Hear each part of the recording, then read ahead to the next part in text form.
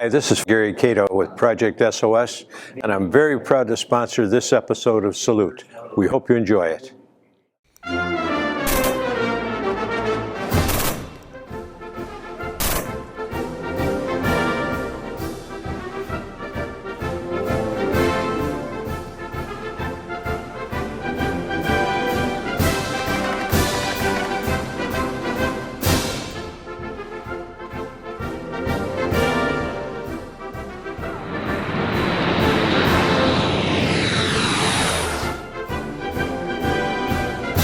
Hello, welcome to Central Florida Salute YouTube. I'm your host, Bob Peters, coming to you from the beautiful facility at Eagles 4273 in Oklahoma, Florida.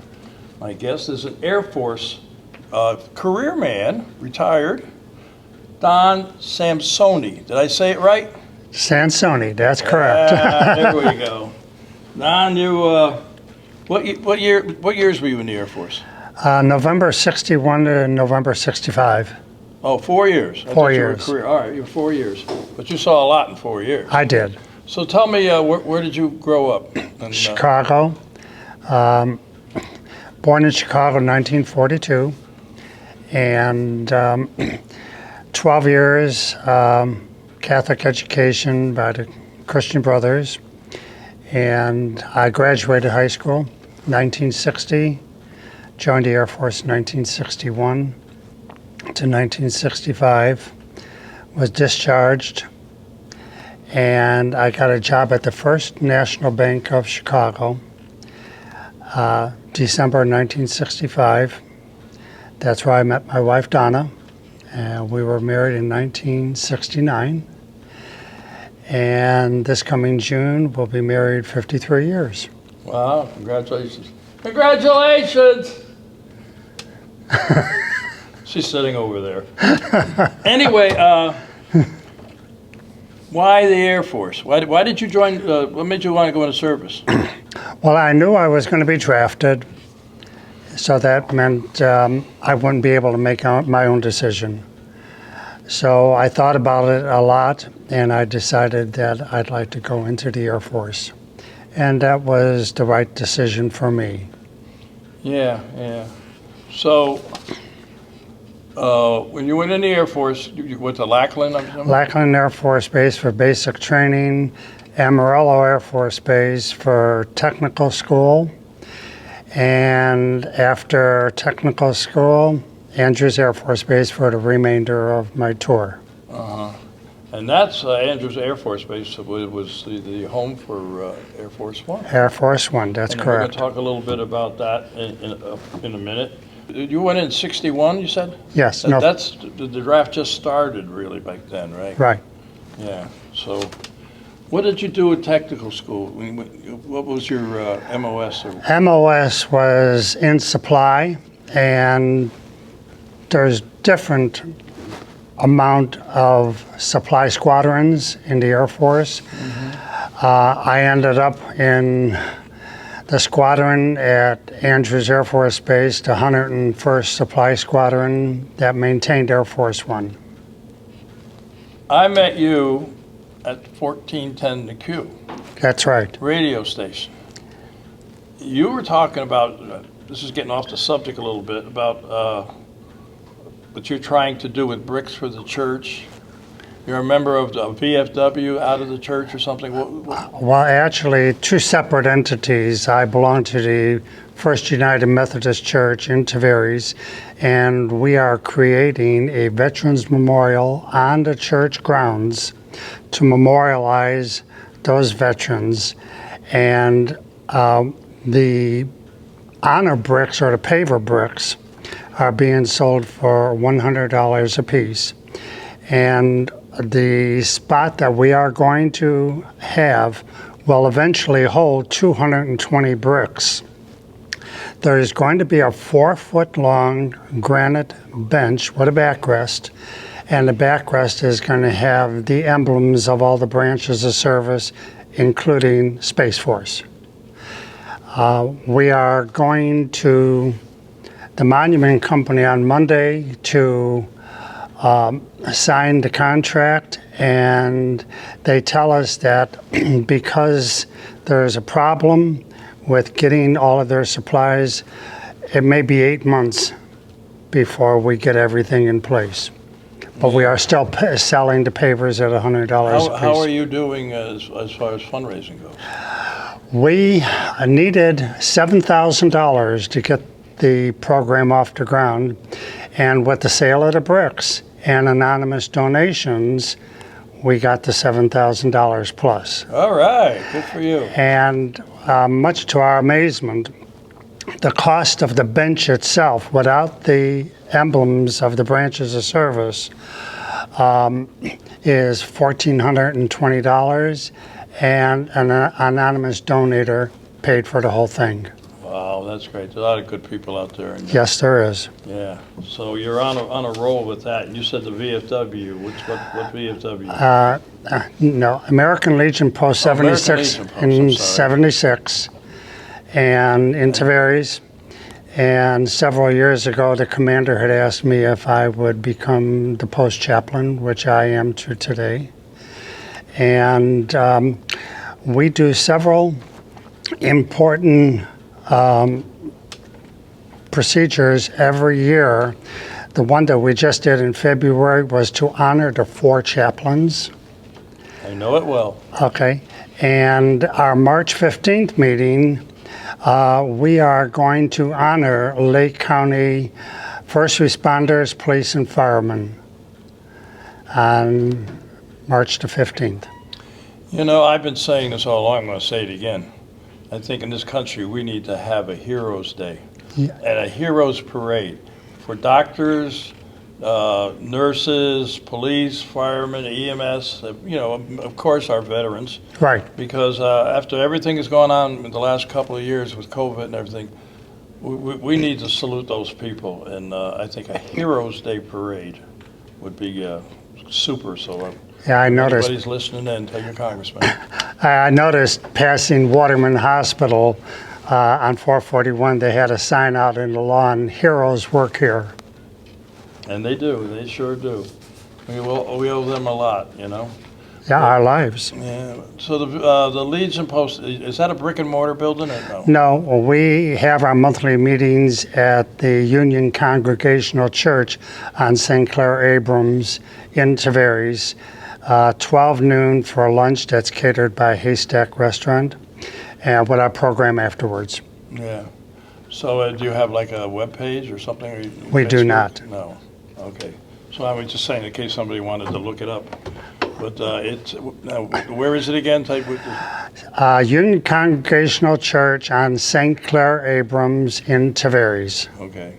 So people want to know about it, They can contact me. and we need a number. Yeah. Yeah, they can contact me at 352-742-2651. Okay, good. And I'm really happy to hear that you guys have reached your goal and you're going to have that thing done. Yeah, And let me know when it's. I will. I'll come up, take a look, check it out. Yeah, I will. All right. So somehow or other, you wound up with Air Force One.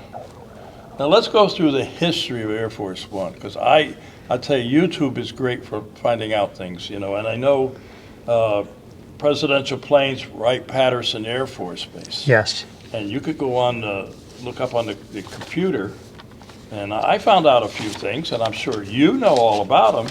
But you know, President FDR. You remember it? Yeah. The story about his plane? Well, you were just mentioning it I know, before but you knew about it. I want you to tell people. I can't remember everything. It was called the Flying White Horse, and it was a BC 740C, 54C, and that was the Sacred Cow is what he called it, and it had an elevator on it. Yes. Did you know that? I did know that. Because FDR, for those who didn't know, I don't know how anybody would know if they ever heard of FDR. When he was the president, had polio, and he couldn't walk. But you never really saw him in a wheelchair. You remember that? You never Right. see him in the newspaper in a wheelchair. Anyway, they had an elevator to get him on and off the plane. And then Truman followed him. And what was his plane called? Independence. Ah, there you go. After his hometown. It was, Right, Independence, Missouri. Yeah, it was a DC-118. And it was named after his hometown. Well, the very first Air Force One came Jet. about. The first Air Force One jet was for President Kennedy. So when I arrived at Andrews Air Force Base and I was introduced to the flight line, right next to Kennedy's Air Force One was Eisenhower's turboprop. Mm-hmm. And from my understanding, what I looked up and what I read, they went, of course, a lot of people don't know, why is it called Air Force One? Presidential aircraft. When the president's on board. It could be any plane that he's on. It could be a Piper Cub. That's right. That's what it's called, Air Force One. Air Force Two, of course. Vice President's plane. That's right. And the history of Kennedy's plane, it went from Air Force One to Air Force Two after he got killed because Kennedy is, deceased. Right. Vice President was on board, so it's Right. Air Force Two. There you go. And then in the middle of flight, he went back to Air Force One. Right. Right. Because they swore him in on there. On Air Force One. Right. Yeah. So tell me about the plane and what did you do in the certain days in history that you told me about. Well, I was connected with the squadron, 101st Supply Squadron that maintained Air Force One. So anything that Air Force One needed, whether it be engines, whether it be seats inside the plane, anything is what we supplied it.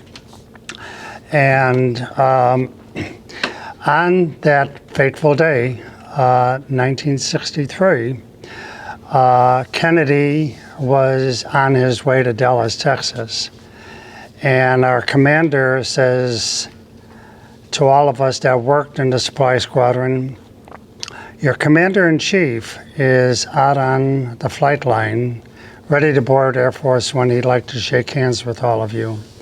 So we formed a reception line, and he and Jackie came down and shook our hands on their way to the steps of Air Force One. Jackie just happened to ask me if I was going home for Thanksgiving, which would have been in 3 more days. And I said, no, not this year, and away they went. And 6 hours later, he was deceased. So, as everybody knows, he was killed there in Texas. And they flew him back right on the plane, same plane, right? Same plane, and so of course we worked in fatigues, and the base commander asked us to go back to the barracks and change into dress blues and return to the flight line to be honor guard for when Air Force One returned the body. So it was like a still moment in time. Air Force One came to a standstill, the door opened. Jackie Kennedy is standing in the doorway with her bloodstained pink suit with the new President Johnson and Mrs. Johnson standing behind her. And that was on a Friday. Yeah, and I'm sure you'll always remember that. And on Sunday, buddies of mine, we were down on Pennsylvania Avenue making our way to the Capitol to pay our last respects. So we were about halfway between the White House and the Capitol with our transistor radios. And then came the breaking news that Lee Harvey Oswald was shot. Jack Ruby. By Jack Ruby. I got a good memory. Had a brain fart. And so that was on Sunday, and Monday was the funeral. And again, we're back on Pennsylvania Avenue, and they didn't have the security like they have today. So we're standing on the sidewalk, and the presidential limousine comes right by us, and we can see President Johnson as clear as day. Yeah, wow. That had to be some day for you, huh? Yeah, Today you Well, went. you were up by then. You're dressed blues right along Yeah. Pennsylvania Avenue. Right, right. Yeah. Yeah, we thought dress blues would be appropriate. Oh, absolutely, absolutely. You know, there's something that people don't know about when they flew him back. What arrangements did they have to make? Well, they had to redesign pretty much the interior of the plane. They had to take out seats, carve out walls for the casket. I understand that they had to actually take the handles off the casket temporarily. And because Mrs. Kennedy did not want the casket to be placed in the cargo hold. Yeah, that only seems right to me, yeah. Yeah. So then, and they have to put it all back together again later on down the road. Yeah. Yeah, so that plane is now where? I believe it's at Wright-Patterson. Yeah, I believe it is. I think I looked on the computer and I saw it there along with some of the other planes. Yeah, because Reagan's is in California. Okay. But, yeah, did you ever go to the Air Force Museum? No, I did not. Oh, you gotta go. Yeah. I'll tell you, I was there with my grandson several years ago, and they have everything there. They have the plane, you know, World War II planes. They have SR-71 Blackbird, the fastest plane ever, Right. East Coast to the West Coast in an hour, and they even have a B-52 inside. Wow. The place is huge. It took us 2 days. It would have. We didn't really see it all. Yeah. You know, but I always tell kids and parents, take your kids to a museum.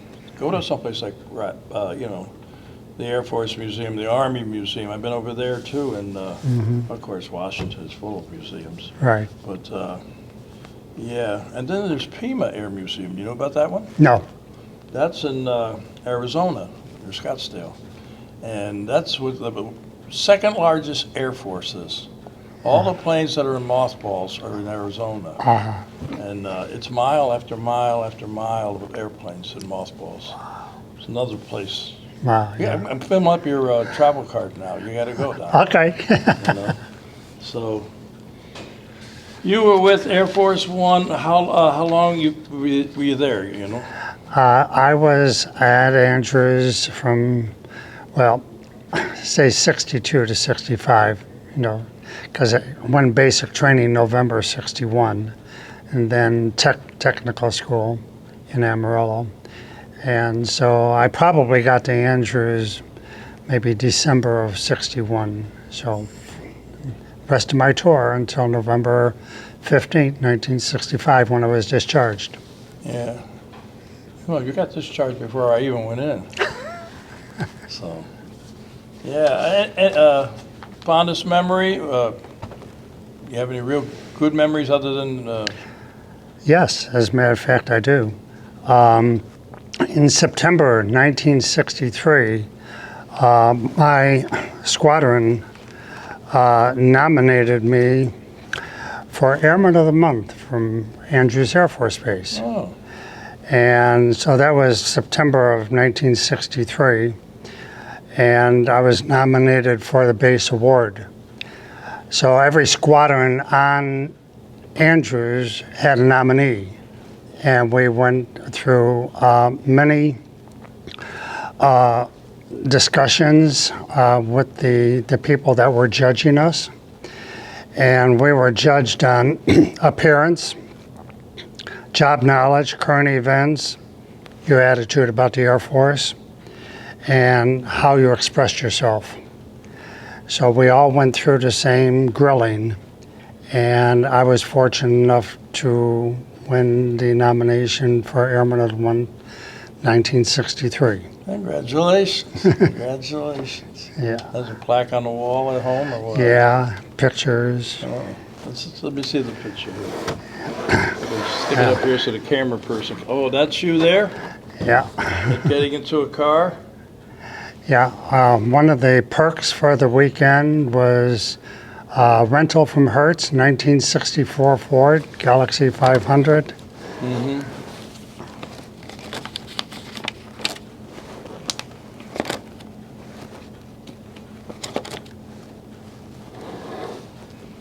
Oh, yeah. See that, ladies and gentlemen? Even back then, they wore seatbelts, right? That's right. No shoulder belts. No shoulder belts, yeah. They came much later. Did you ever meet Johnson? No. No? Hmm. Okay. There's a picture of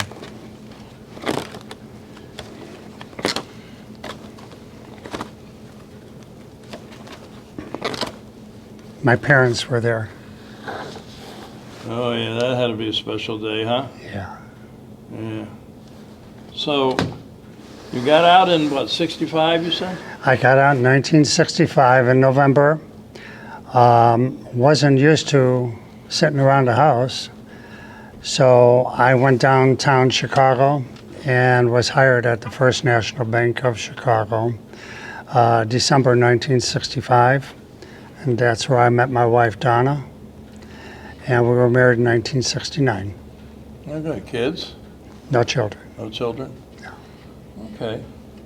Well, it had to be quite an experience to see that plane landing and see Mrs. Kennedy getting off and everything. And Yes. I'm sure there's some file footage on YouTube somewhere, but I know that's embedded in your mind for the rest of your life. Yeah, especially when that door opened and Jackie's standing there. Yeah. Yeah. Well. Anyway, so you went on to a banking career. Yes, for about 43 years. And since then, we were looking to retire to Florida. So I had asked my boss in Chicago what job opportunities there were in Florida.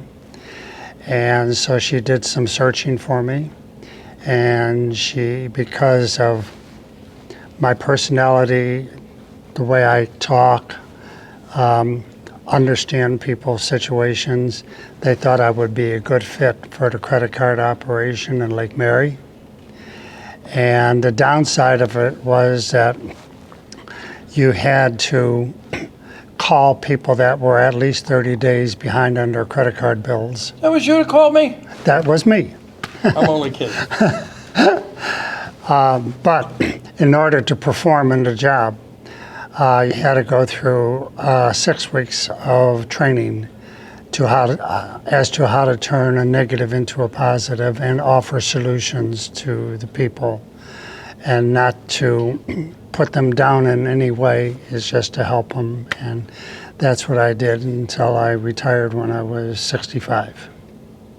How long ago was that? 15 years ago. Wow. You're 80? I'll be 80 in July. God bless you. You don't look that old. Thank You you. look good. You look good. It must be your wife that's keeping you up. That is Keeping true. you young. That is true. Yeah. So, would you recommend the military to the young people nowadays? Yes, as a matter of fact, while we're in basic training, as you know, it's a strenuous situation. It's different. And it's put down after put down, but that's to build character. Yes, that's right. And while we were in the barracks on our downtime, a couple of people asked me, how are you taking this in stride? I says, well, for whatever it's worth, I come from 12 years of Catholic education, which was really strenuous, but it built character. And if it wasn't for that, I may not have taken basic training the way I did. Yeah, basic training was something I'll never forget. I enlisted in the Air Force myself, and I went on. My parents put me on a bus in Danbury, Connecticut, to go to New Haven, Connecticut, where I got sworn in. Mm-hmm. Flown to Lackland Mm-hmm. for basic training, and I'll never forget when I got there. My drill instructor told me that we could sell the outhouse because my butt, well, he didn't use that word, belonged to him. Mm-hmm. And I thought, oh, that was rather crude. And then he says, tonight we're having a GI party. I says, man, just got in, we're going to have a party. Uh-huh.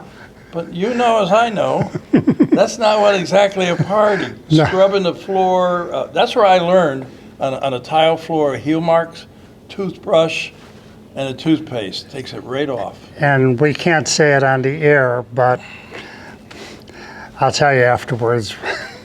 You're gonna have all my viewers wondering that. Okay. That's you'll never know now, folks.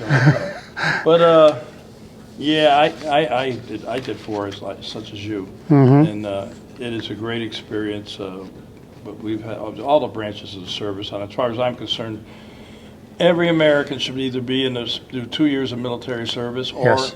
Peace Corps. Something That's along right. That line. That's right. It builds character. Yes, yes, sir. So where are you in Eustis now? I live in Tavares. Tavares. Oh, okay. Yes. It's a nice town. It's a Yes. nice town. So, is there anything you'd like to share with us before we sign off? Well, like I was telling you on the phone the other day, I got a telephone call on Tuesday that I will be going on the Veterans Honor Flight to That's D.C. right. I applied in 2017, and my wife and I were at Texas Roadhouse in Lady Lake, and veterans get free meals on that day, and because there were so many people there, the waitress asked us if we would mind sitting with another couple because it was more efficient to serve a table of 4 than a table of 2. And my wife says, we're always willing to meet new people. And the people we met was this lady and her stepfather who had just come back from the honor flight. And he was just over the top of what a once-in-a-lifetime experience it was. And he was 90 at the time. He's a World War II vet. And he says, I won't tell you everything about it, just bits and pieces, because everybody that goes has got to have a sponsor. And now that I'm back, my sponsor's looking for another candidate and asked me if I would like to be that candidate. So they sent me the form. I filled it out, mailed it back with my DD-214, and they acknowledged it. And they set the priority, that the priority would be World War II veterans, Korean War veterans, and the Vietnam veterans that may not be in the best of health. They all have priority, then everybody else can go. And I said, that's fine. They says, maybe a couple of years. And come to find out that I would probably have gone last year, but they canceled all the flights last year because of COVID. Yeah. So about 3 weeks ago, I thought I'm going to give a call to see where I am on the list. So they have veterans, volunteers that field the phone calls. So I left a message telling them what I was looking for. So we got in the car and we were in the car on our way back to the same restaurant where it all began, and I get the phone call and said, well, you're number 74 on the list, so you're real close. Every flight has 65 veterans. So they says you'll go probably for sure in May. If there's cancellations, you may go as soon as April. So on Tuesday, I got the call asking if I'm available for May 11th. Oh, great. Listen, I was a chaperone for one of those, I guess they call them chaperones. I had a great time, and I know you're going to love it. But I'm not going to tell you a whole lot about it either, because they have some surprises in there, which I think are pretty special. Yes. And but I'll tell you a little secret. When I went there, I was a World War II veteran, and we went into the World War II monument, and there were 2 ladies, or young ladies, who were Air Force, United States Air Force. And I said hello and everything, and I said, you know, I've been here a while back, for the Vietnam Veterans Wall. I says, but where is it? She says, oh, we'll take you. So one young lady pushed my wheelchair partner, and I got to walk with the other young lady. All right. And, then they would switch. I never really pushed them at all. And I'm walking down all over the place, and everybody else is pushing their, and I'm there with these 2 lovely ladies going. That's Airman, All right. right? But it is a wonderful experience. It's a one day, it's a long day, and I'm glad Village's Honor Flight. You could check them out on YouTube. I think they're looking for volunteers. So I'm happy for you. Thank you. Thank you. You'll have a good time. And one of my good friends, Gary Cato, is very involved. You may even see him on the flight. So anyway, yeah. All right, well, I guess that about wraps it, doesn't it? Well, it's been an honor. Thank you for inviting me, Bob. Well, there's a bit of an education here about the Air Force One and the history. And, I got to look a lot of it up on the computer. 'Cause, there's so much you can learn. Yes. On that stuff. And but to be there, actually have been there that day, that's something. That's something. Yep. But it's time to say goodbye. And follow my lead. We're looking right at that camera over there. To all our veterans out there, our active military and their families, we salute you for all you do. Till next time.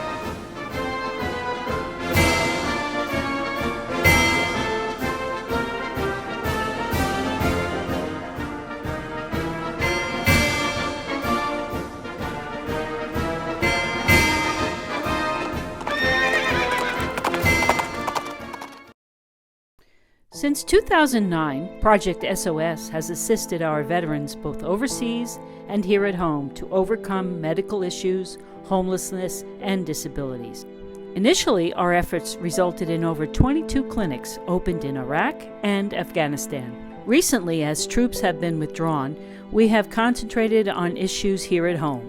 During this past year, we have been able to distribute 42 motorized wheelchairs and numerous mobility devices to our local veterans who have served in World War II and up to and including Afghanistan.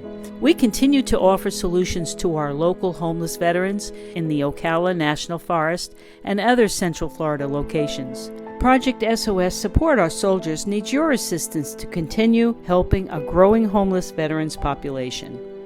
Over-the-counter medications and personal hygiene supplies are acutely needed.